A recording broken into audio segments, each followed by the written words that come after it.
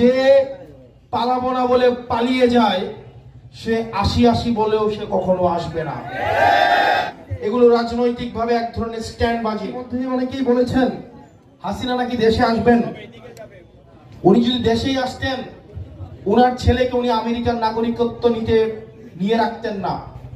উনার ছেলে হচ্ছেন আমেরিকার নাগরিক, উনার মেয়ে হচ্ছে কানাডিয়ান নাগরিক, উনার বোন হচ্ছে ব্রিটেনের নাগরিক, উনার বোনের ছেলে এবং মেয়ে হচ্ছে ব্রিটেনের নাগরিক। উনার আত্মীয় স্বজনের ধারে কাছেও কেউ বাংলাদেশের নাগরিক নেই।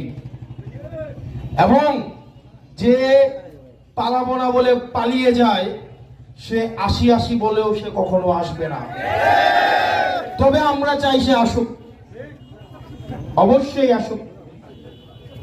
কারণ মানুষের একটা আক্ষেপ আছে, এই ধরনের একটা ফ্যাসিস্টকে ফাঁসির দড়িতে ঝুলতে থাকার যে দৃশ্য, এই দৃশ্য দেখার বাংলাদেশের প্রত্যেকটা মানুষের আগ্রহ আছে।